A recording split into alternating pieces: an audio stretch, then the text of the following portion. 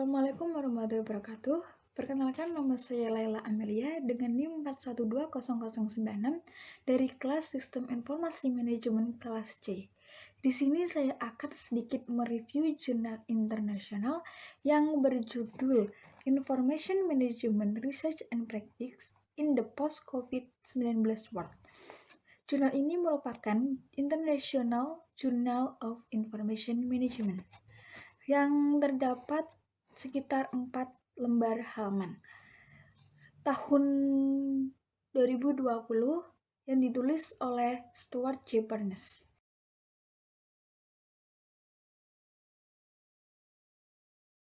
Review pertama yaitu mengenai abstrak.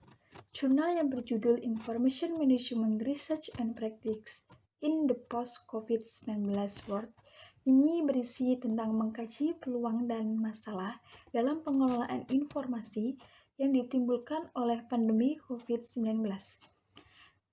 Pada abstrak ini merinci tentang implikasi untuk penelitian dan praktik. Abstrak atau bagian pendahuluan yang disajikan penulis hanya menggunakan bahasa Inggris atau bahasa internasional. Secara keseluruhan, isi dari abstrak atau bagian pendahuluan ini langsung menuju ke topik bahasan yang dibahas dalam jurnal ini yang menurut saya bagi pembaca menjadi mudah untuk memahami jurnal ini.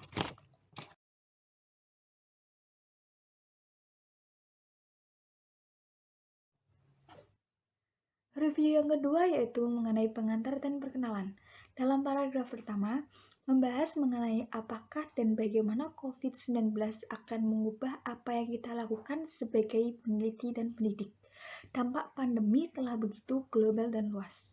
Pada paragraf kedua menjelaskan, ekonomi global mulai berkontribusi setelah efek pencucian global yang belum pernah terjadi sebelumnya, dan kami beradaptasi dengan normal baru. Penelitian manajemen informasi berdiri di garda terdepan dunia yang terdigitalisasi secara radikal, dalam potensi untuk membentuk arah masa depan yang menjadi lebih baik.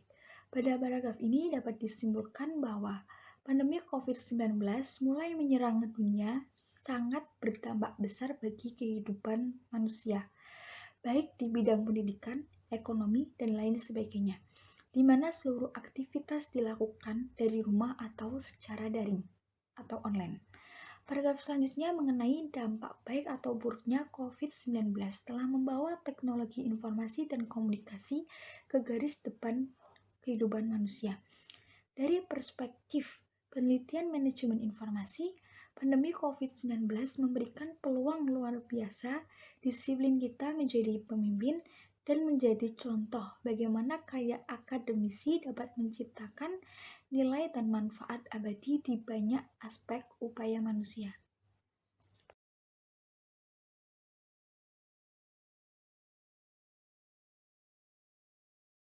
Review yang ketiga yaitu mengenai pembahasan. Pada bagian pembahasan, penulis membagi sub pokok bahasan menjadi beberapa bagian, yaitu yang pertama, implikasi untuk penelitian. Dalam sub pokok pembahasan pertama mengenai manajemen informasi memiliki kesempatan untuk memimpin dan berkontribusi pada penelitian pasca COVID-19 yang bertambah di banyak bidang. 8 bidang penelitian yang tidak saling eksklusif atau 8E yang memberikan beberapa peluang paling bermanfaat, yaitu e-health and security, education and e-learning, employment and work equality, environment, entertainment and well-being, enterprise and economy, e-commerce and consumption. Riset manajemen informasi dapat berkontribusi secara signifikan pada pengembangan model, kerangka kerja, kebijakan, dan aplikasi untuk menciptakan dunia pasca COVID-19 yang lebih aman. Di bidang ekonomi, perilaku konsumen dalam menanggapi pandemi telah memberikan tantangan yang signifikan dan tak terduga bagi bisnis. Menurut CCT, konsumen dengan kontrol yang lebih rendah akan berusaha untuk mendapatkan kontrol dengan membeli produk utilitarian yang dianggap sebagai solusi untuk masalah dan ketidakpastian. Banyak konsumen beralih ke online hanya untuk menemukan bahwa permintaan yang tinggi dan rendahnya kapasitas dan fleksibilitas berarti waktu tunggu yang tinggi atau tidak tersedianya pengiriman ke rumah. Diperlakukan lebih banyak penelitian untuk membantu membangun pemahaman tentang perilaku konsumen dan sistem rantai pasokan yang lebih fleksibel dan tahan terhadap pandemi.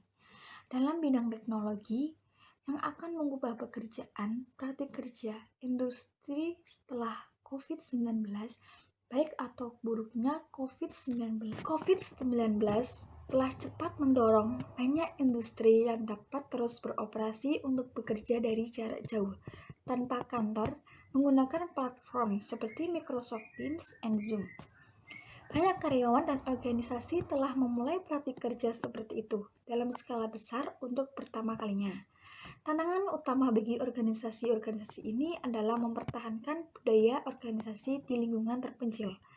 Sementara, teknologi telah menyeimbang yang lebih besar dalam banyak hal. Teknologi juga telah mendiskriminasikan industri dan lanskap sosial ekonomi. Masalah utama adalah sejauh mana praktik kerja baru yang didukung teknologi akan tertanam atau akan terus berubah setelah pandemi. Dalam bidang kesehatan, praktisi medis telah menjadi staf garis terdepan dalam perang melawan COVID-19. Dan para pekerja pemberani ini adalah yang paling berisiko kehilangan nyawa. Pemberlakuan pengujian telah menciptakan simpanan besar operasi dan interaksi perawatan kesehatan untuk perawatan kesehatan nasional. Ke depan, metode dan rekayasa ulang proses yang lebih efisien dari model perawatan kesehatan tradisional diperlukan untuk memungkinkan dokter umum dan konsultan beroperasi dalam skala besar untuk mengontrol arus lalu lintas perawatan kesehatan di masa depan dan mengatasi warga yang tersebar secara geografis. Bahkan COVID-19 dapat didiagnosis dari jauh. Di negara berkembang, tantangan utama adalah membuat layanan kesehatan tersedia dan terjangkau untuk semua. Kebutuhan perawatan kesehatan masa depan dan pandangan digital baru menyediakan platform perubahan yang belum pernah ada sebelumnya. Berikutnya yaitu dalam bidang pendidikan. Selama beberapa dekade, sekolah dan universitas secara bertahap menerapkan berbagai jenis sistem manajemen pembelajaran dan teknologi pendidikan seperti Blackboard and Moodle, kursus online terbuka besar-besaran secara gratis yang ditawarkan menggunakan teknologi jarak jauh juga telah membantu memperkenalkan platform pendidikan digital kepada dunia. Meskipun tampaknya menjadi kurang populer dalam beberapa tahun terakhir. Percepatan menuju digitalisasi selama pencucian adalah pedang bermata dua. Meskipun telah memberikan banyak manfaat yang signifikan, seperti yang disebutkan di atas, ia telah memunculkan luka lama yang terlalu akrab dalam penelitian manajemen informasi. Teknologi dapat membantu banyak dalam peningkatan kesejahteraan, baik sekarang maupun masa depan. Bagi sebagian orang, teknologi telah menjadi sarana untuk meningkatkan kesejahteraan selama pengujian mulai melalui penghiburan, kelas olahraga online, kontrak sosial, dan sebagainya. Layanan video streaming online telah melonjak popularitas, namun bagi orang lain, peningkatan penggunaan teknologi selama pengujian telah memburuk efek buruk seperti kesepian, kesehatan mental, kecanduan, dan masalah penggunaan internet. Peneliti manajemen informasi dapat membantu dengan memberikan kontribusi yang lebih lanjut untuk pemahaman kita yang berkembang tentang masalah dari penggunaan teknologi yang berlebihan dan melalui penelitian tentang teknologi baru yang efektif untuk mengelola penggunaan teknologi yang bermasalah dan meningkatkan kesejahteraan.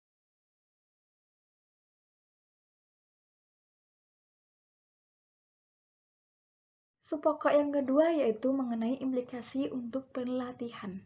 Sebuah pembahasan kedua ini mengenai di dunia pasca COVID-19, komunitas manajemen informasi mendapatkan kesempatan yang belum pernah ada sebelumnya untuk mengembangkan penelitian yang akan berdampak signifikan pada praktik di bidang-bidang yang disebutkan di atas. Topik penelitian ini di atas secara khusus difokuskan pada penelitian terapan daripada penelitian dasar. Peneliti manajemen informasi memiliki kesempatan untuk memainkan peran utama dalam mengembangkan dampak manfaat yang langgeng bagi masyarakat global, praktis, dan memperoleh penelitian masa depan di lingkungan penelitian yang keras dalam waktu dekat. Berikutnya yaitu mengenai kesimpulan berdasarkan pembahasan-pembahasan di atas. Berdasarkan pembahasan-pembahasan di atas telah menyoroti sejumlah jalan penting untuk penelitian dan praktik manajemen informasi di masa depan. Diharapkan agenda penelitian masa depan ini dalam beberapa cara kecil berkontribusi untuk mendorong peneliti lain untuk memulai proyek penelitian di beberapa bidang penting ini yang akan menjadi contoh bagi profesi kita yang dapat mengembangkan di dunia pasca COVID-19. Review berikutnya yaitu mengenai kelebihan dan kelemahan jurnal. Yang pertama, kelebihan jurnal. Jurnal ini teori yang digunakan itu sudah tepat. Yang kedua, penulis lengkap dalam menyimpulkan keseluruhan isi dari jurnal tersebut. Dan yang ketiga, penulis sangat detail dalam memberikan hasil yang didapat dalam melakukan penelitiannya. Adapun kelemahan dari jurnal ini, yaitu bahasa yang digunakan oleh penulis kurang dapat dipahami maksud dan tujuannya oleh pembaca, sehingga pembaca membingungkan.